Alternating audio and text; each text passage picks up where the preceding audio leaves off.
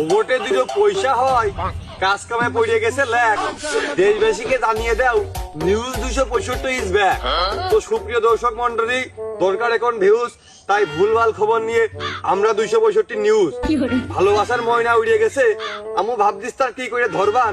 আজকে আমাদের ভিডিওর বিষয় বাঁশ ব্যবসায়ী চাচা কুরমান। তো চলুন কুরমান স্যার এই বাঁশ ব্যবসা নিয়ে, এই ঐতিহাসিক বাঁশ বাগান এবং তার বাঁশের যাবতীয় ব্যবসা বিশদ বিবেচনা চিন্তা ভাবনা সম্পর্কে একটি প্রতিবেদন আমরা সরাসরি দেখে আসি।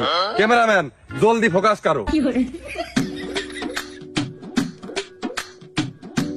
কুরমান চা, ও কুরমান চা, ওর 40 কারেন্ট পিকআপ বাড়া ভাতে ঘি, তাছাড়া আমার যে মাইলেন আমার দই ডাক।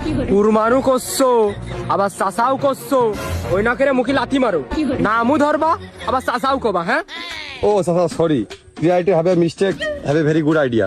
তো চাচা ক্যামেরাম্যান ফোকাস করো। চাচা এই যে আমি আসলে আসিছি একটা নিউজ করতে, মানে সংবাদ প্রতিবেদন, বুঝেছেন? তা তুমি নিউজ করতে আইছো, তা আমি কি বসবো? হ্যাঁ চাচা আসলে বেদার হেন না, নিউজটা তো আমি আপনার নিয়েই করব। আমি আসলে একদম সাংবাদিক। কি কানের গোড়ায় ভ্যান ভ্যান করিস না তিনি। তুমি যে হরিদেশ পালি হও, বাস নিলি নাও, না নিলে এনতে যাও। চাচা বাস আর কত নেব, বাস নিতে নিতে দেখো তিনি আমি নিজেই তো একটা বাস হয়ে গেছি, কথা বোঝনি? আচ্ছা এখন কথা হচ্ছে আপনি যে এই অঞ্চলে, এই বাংলার বুকি আমরা সাধারণত জানি যে বরিশালে বাঁশ বেশি হয়, কিন্তু এই ঝিনাইদহ জেলায় আপনি যে এত বড় একটা বাঁশ বাগান গড়ে তুলেছেন, ওরে বাবা, মনে হচ্ছে সারা মরুভূমি আমি বাস বানায় ফেলে দিয়েছি না? না চাচা আসলে বিরাট কাঁদিতে করেছেন, এত বড় বাঁশ বাগান বানায় ফেলে দিয়েছেন, একে মুখের কথা একে আর কেউ পাইছে? যতটা করছো বাপু অতটাও না। চাচা নিউজের মধ্যে অনেক কিছুই প্রকাশ করতে হয়, বড় করে তুলে ধরতে হয়, নাহলে মানুষ দেখে না। তা চাচা কুরমান মার খাতে পারবে, কুরমান চা, তা আপনি যে এই বিশাল সুবিশাল বাঁশ বাগান, মানে বাঁশ বাগান তার মানে হচ্ছে বাম্বু গার্ডেন, যে বাম্বু গার্ডেনটা আপনি ক্রিয়েট করেছেন, তো আপনার লক্ষ্য উদ্দেশ্য কি? তা লক্ষ্য আগে কব না উদ্দেশ্য আগে কব? হ্যাঁ দুটোই একবারে করলেও পাইতেন, তারপরে আপনি আগে কইন্ডে কবেন লক্ষ্য উদ্দেশ্য। দাঁড়ান, উপু 10, 20, 30, 40, 50, 60, 70, 80, 90, 100 লক্ষ। আচ্ছা তাহলে আপনি আগে উদ্দেশ্যটাই কোন। বাপু আমার উদ্দেশ্য হলো এই পুরো ওয়ার্ল্ডের কোটিপতি হওয়া। আচ্ছা আপনি কথাটা কইলেন কি বাপু, বাঁশ ব্যবসা করিয়ে আপনি পুরো ওয়ার্ল্ডের কোটিপতি হতে চান, এই হচ্ছে আপনার লক্ষ্য? এটা আমার উদ্দেশ্য। আর খানিক আগে এমন ফালি গাল খেয়েছিলে মনে হলো আমি বিরাট কিছু করে ফেলেছি, আর এই কোটিপতি হওয়ার কথা কইছি আর তোমার শুকিয়ে গেছে। না চাচা আসলে ওরাম কিছুই না, ওই বাঁশ ব্যবসায়ী হিসেবে আপনি বিরাট কিছুই, কিন্তু আপনার যে কোটিপতি হওয়ার লক্ষ্য বিশ্বের মানচিত্রে, এই যে একটু কিরাম ঠেকলো আমার কাছে। তাহলে এটা আপনার উদ্দেশ্য চাচা, তাহলে আপনার লক্ষ্য কি? কোটিপতি হয়। চাচা এই বাঁশের ব্যবসা করি। বাঁশের ব্যবসা কি তোমার বাল ফেলা ব্যবসা মনে হয়? হ্যাঁ বাংলাদেশের রানিং ব্যবসা এই বাঁশ ব্যবসা। চাচা কুল ক্যামেরা ফোকাসে রাখো। চাচা তা দেশে এত শিল্প কারখানা, গার্মেন্টস, ব্যাংক ব্যালেন্স, বীমা, এত ব্যবসা, তা এত কিছু থাকতে বাঁশের ব্যবসায় বাংলাদেশের 1 নম্বর রানিং ব্যবসা আপনি কি করে বুঝলেন? আর কি করে আপনার মনে হইলো যে এই বাঁশের ব্যবসার মাধ্যমে আপনি বিশ্বের দরবারে বাংলাদেশ ছাপিয়ে কোটিপতি হয়ে যাবেন? এইটা যদি আমাদের দর্শকদের উদ্দেশ্যে একটু বুঝিয়ে বলতেন। সব জিনিসেরই লেনদেন আছে, কিন্তু সবচেয়ে বেশি কোন জিনিসের লেনদেন কদিনই? টাকার লেনদেনই তো বেশি। টাকার আরে বাপু টাকা তো টাকাই, টাকা সব কাজে লেনদেন হয়, তবে ওই মেয়েদের মনে চেয়েও কি বেশি লেনদেন হয়? তা তো বাবু ভেবে দেখিনি, কিন্তু চাচা এই বাঁশের ব্যবসা কি করে মানে সবচেয়ে রানিং ব্যবসা হয়, এইটা যদি দর্শকদের উদ্দেশ্যে একটু বুঝিয়ে বলতেন। আচ্ছা বাপু কদিনই, এটা কি দেশ? এটা বাংলাদেশ।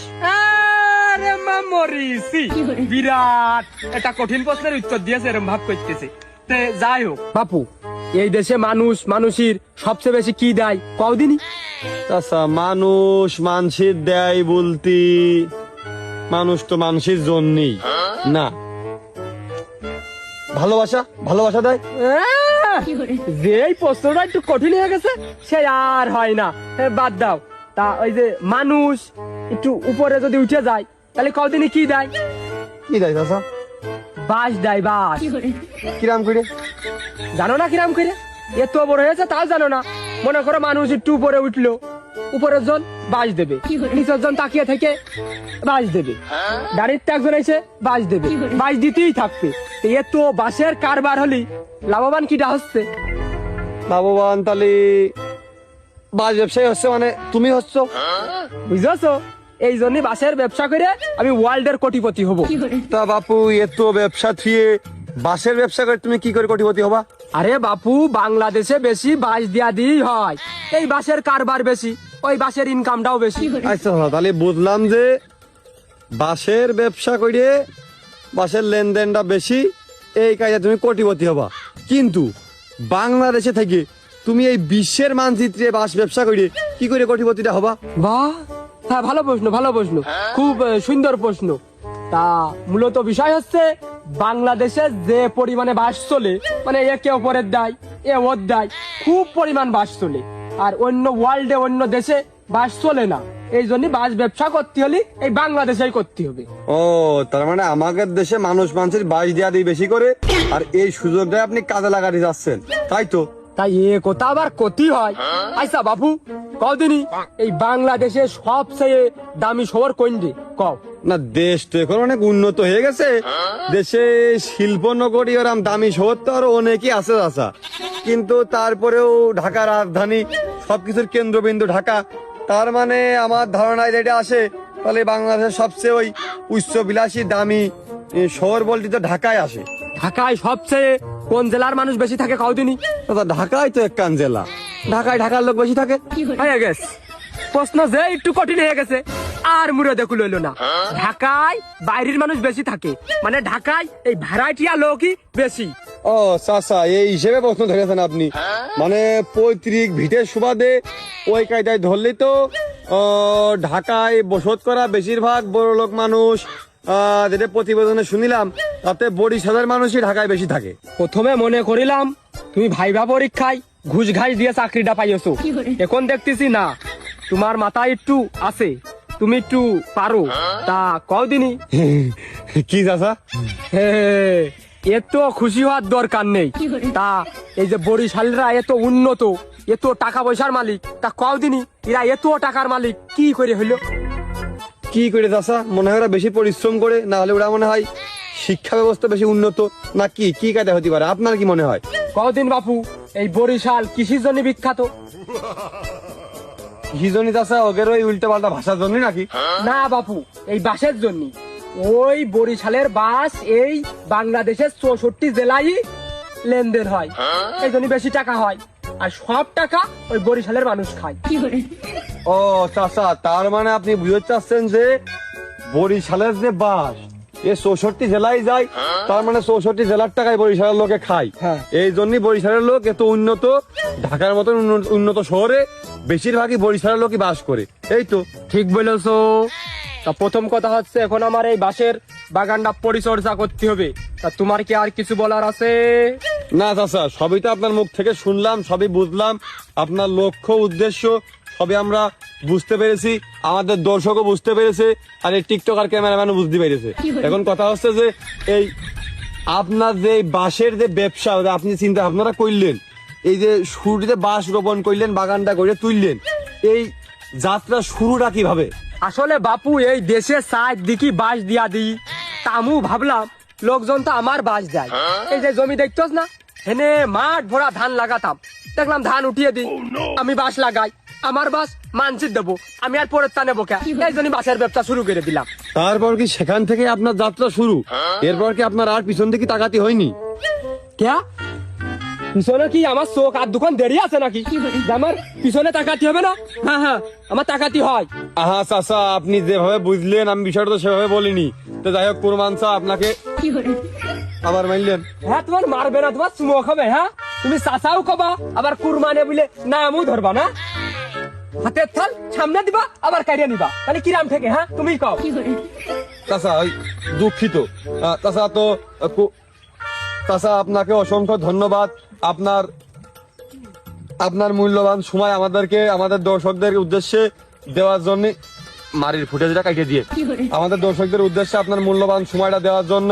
তো আমরা তো সুপ্রিয় দর্শক মন্ডলী, আমি একা না, আপনারা সবাই শুনতে পেলেন কুরবান চার এই বাঁশ বাগানের লক্ষ্য, উদ্দেশ্য এবং ভবিষ্যতে সে এই বাঁশ ব্যবসার মাধ্যমে কি করতে চায়, কিভাবে তার এই বাঁশ ব্যবসার সূত্রপাত, কিভাবে সে বাঁশ ব্যবসার এই অগ্রযাত্রাটা মানে চলমান করে ধরে রেখেছে। তো কুরবান চা আপনার সবই দুঃখিত। তুমি দুঃখিত মানে? মাফ করে দিন দাদা। ওই তো আপনারা সবই শুনলেন এবং বুঝলেন। দাদা আমাদের দর্শকদের উদ্দেশ্যে একটু যদি কিছু বলতেন। আমি আর কি কব, তোমার নামে আমার অভিযোগ আছে। তুমি আমার চাচাও কবা, কুরবানেও কবা, বাসটা তুমি নিউজ করতে আসো না, আমার এই দ্বিতীয় আসো। কথা কি আম কথা কোন ক্যামেরার সামনে কথা এই মানে দর্শকদের উদ্দেশ্যে এই বাস সম্পর্কিত কিছু যদি বলতেন। আমার আর নতুন করে কিছুই বলার নেই। তোমরা যে কায়দায় বাস দেয়া দিয়ে করতেছো আপাতত একটু বাদ দাও, কারণ আমার বাস সিজন একটু শেষের দিক, তো নতুন আবার বাসের পুয়া ছেড়েছে। নতুন বাস যদি এখন রপ্তানি করতে পারি তখন আবার বেশি করে দিয়ে নে, বুঝেছো? যে কায়দায় দাও আমার আর কুলোচ্ছে না, রপ্তানি করতে তো হবে। তো সুপ্রিয় দর্শক মন্ডলী, সবই শুনলেন এবং সবই বুঝলেন। দরকার এখন ভিউজ, তাই ভুলভাল খবর নিয়ে আমরা 265 নিউজ। তো বরাবরের মতো আজকে আপনারা দেখলেন কুরবান চা।